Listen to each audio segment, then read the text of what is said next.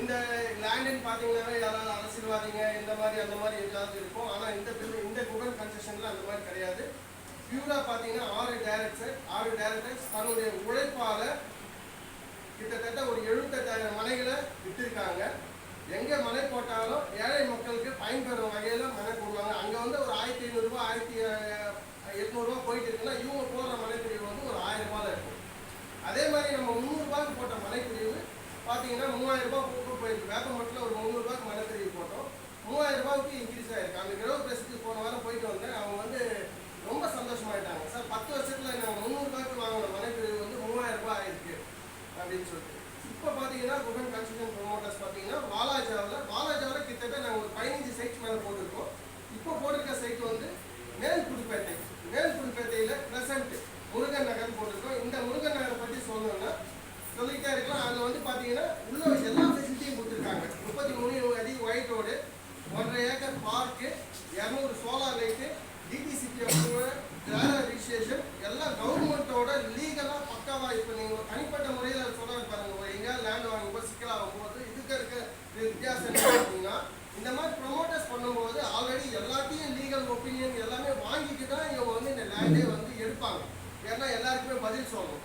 DTCP ஏன் நீங்கள் தனியாக ஒரு பஞ்சாயத்து அப்ரூவல் வாங்காமல் டிடிசிபி ஏன் வாங்கணும்னு கேட்டிங்கன்னா, டிடிசிபி நார்ம்ஸில் அப்ரூவல் கொடுக்கும்போது உங்களுடைய மனைப்பிரிவில் என்னென்னலாம் வில்லங்க இருக்குது, என்னென்னலாம் பிரச்சனை இருக்குது, எல்லாத்தையும் சரி பண்ணிட்டு தான் ரேரா அப்ரூவல் கொடுக்குறாங்க. ரேரா என்னன்னு பார்த்தீங்கன்னா regulatory authority of India real estate பண்ணுறாங்கன்னா அவன் அதுக்கு மேலே ஒரு ஸ்டெப் போயிட்டு எல்லா லீகலும் கரெக்டாக இருக்கா, இந்த மனைப்பிரிவில் எல்லா ஃபெசிலிட்டியும் பண்ணியிருக்காங்களா, பிற்காலத்தில் இந்த மனைப்பிரிவில் வந்து பார்க் இருக்கா, காமன் ஏரியா இருக்கா, ரோடு வந்து 33 அடி இருக்கா, கவர்மெண்ட்டில் ஃபியூச்சர் செக்டாரில் ஏதாவது ஆப்ளிகேஷன் இந்த இடம் நடைமுறைக்கு வருதா, இது எல்லாம் இல்லை அப்படின்னா தான் ரேரா சர்டிஃபிகேட் தராங்க.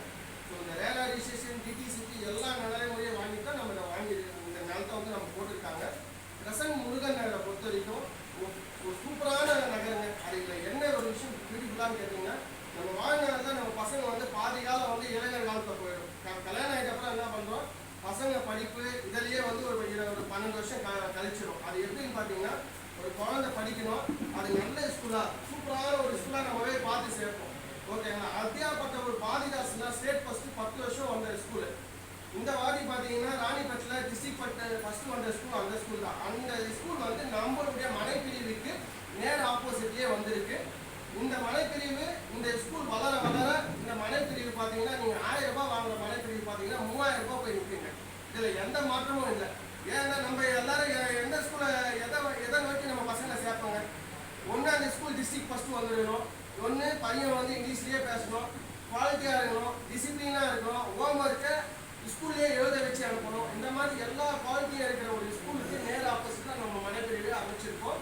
ஃப்யூச்சரில் பார்த்தீங்கன்னா இதை சுற்றி நல்ல டெவலப்மெண்ட்ஸ் ஆகிட்டு இருக்குது. ஏன்னா வாலாஜா ராணிப்பேட்டை இப்போ தான் டிஸ்ட்ரிக்டாக மாறி இருக்குது.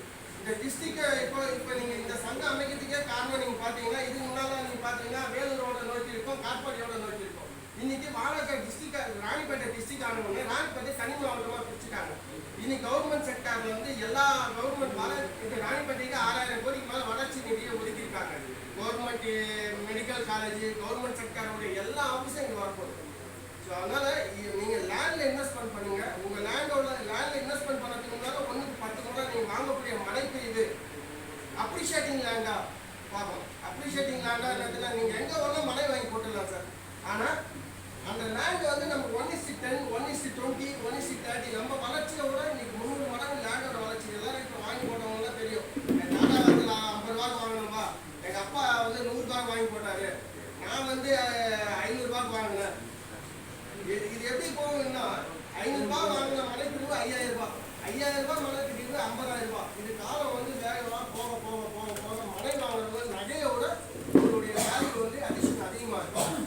நம்ம வந்து ஆண்ட்ராய்ட் ஃபிளாட்டு வாலாஜாவில் ஆண்ட்ராய்ட் ஃபிளாட்டு போட்டிருக்கோம். அண்ணந்தலையில் சி அரிநகர் ப்ரெசண்ட் பார்த்தீங்கன்னா உள்ள மேல்புதுப்பேட்டை உள்ளே போட்டிருக்கோம். மகாலட்சுமி காலேஜ் கிட்ட பார்த்தீங்கன்னா ஆற்காடில் கிமிரியில் MTN ஒன்று போட்டிருக்கோம்.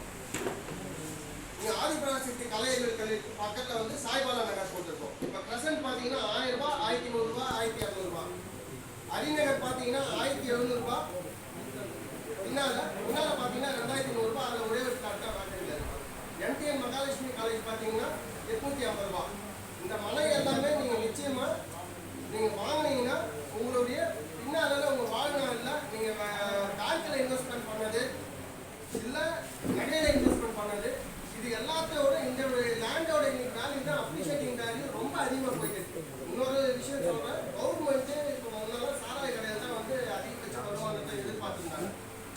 டாஸ்மாக் மூலமாக தான் வருமானம் கவர்மெண்ட்டே நடக்குதுன்னு சொன்னாங்க. ஆனால் இந்த வருஷத்தில் லேண்டில் தான் பார்த்தீங்கன்னா கவர்மெண்ட்டுக்கு அதிகபட்ச வருமானம் வந்து இன்னும் வந்து 60,000 கோடிக்கு இலக்கு நிர்ணயம் பண்ணியிருக்காங்க. அடுத்த மாதம் இந்த மாதத்துல எவ்வளோ சீக்கிரமாக நிறைய பேர் நல்லா லேண்ட் ஃப்ளாட் வாங்குறீங்களோ அவங்களுக்குலாம் நெக்ஸ்ட் மந்த்துக்கு மேலே 20% வந்து land value guideline value increase பண்ணுறாங்க, டாக்குமெண்ட் வேல்யூ இன்க்ரீஸ் பண்ணுறாங்க.